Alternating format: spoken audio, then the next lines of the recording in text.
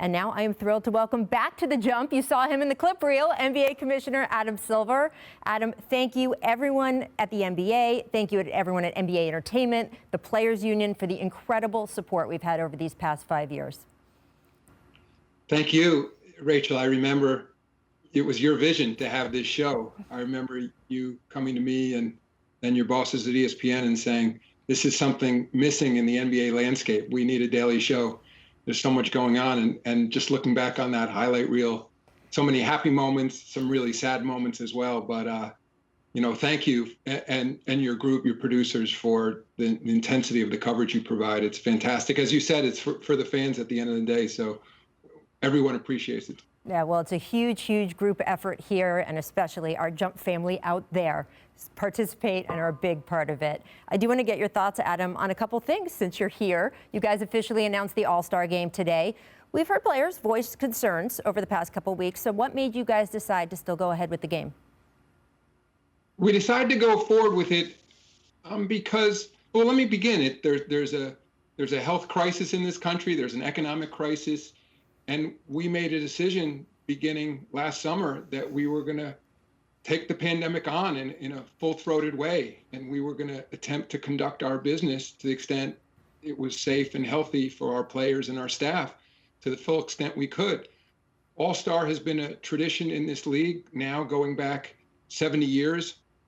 We only missed 1 year over those 70 years. And for us, it's our #1 fan engagement event of the year. Of course, we don't have a neutral site championship. It's an opportunity for the entire NBA community to converge around one event. Now, I recognize, of course, we're not going to have fans this year, but as I've said before, 99% plus of our fans never attend an NBA game. It's a global sport based on historic ratings. Roughly 130 million people globally will tune in for this All-Star Game. Based on past numbers, something like 100 million people will vote for the All-Stars. We're already up 10% this year. And last year, coming out of our All-Star events, we had over 1 billion social media moments. So it's a global event for us.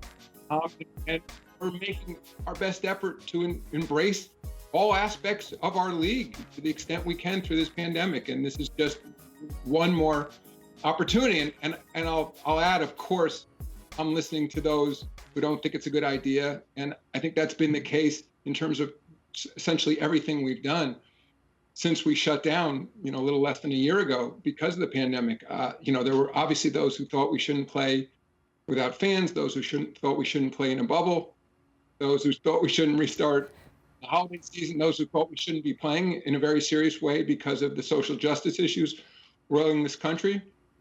And so I certainly hear the other side of this issue here. And I'll just lastly say, it seems like no decisions during this pandemic come without uncertainty and come without risk. And this is yet another one of them, but it's my job to balance all those interests. And ultimately, it feels like the right thing to do to go forward.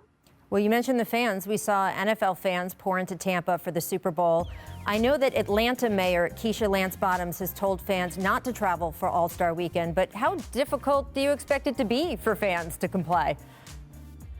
I don't think it'll be that difficult because, and it's amazing what the NFL pulled off, finishing their season and, of course, crowning a champion and in Tampa with the Super Bowl. But they had fans. Our event will not be open to the public. We'll have a small number of fans representing HBCUs, which was part of our announcement, Historically Black Colleges and Universities. It was actually Chris Paul's idea to sort of center on those schools and focus attention and resources on that school, plus COVID equity issues in the country. But so there'll be, roughly 1,000 people representing those institutions, but there will not be tickets open to the public. And I actually agree with the mayor of Atlanta.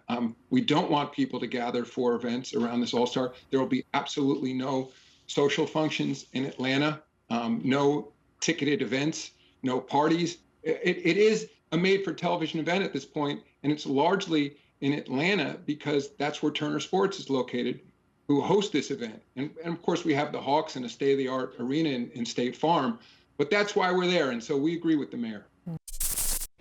Thanks for watching ESPN on YouTube. For live streaming sports and premium content, subscribe to ESPN+.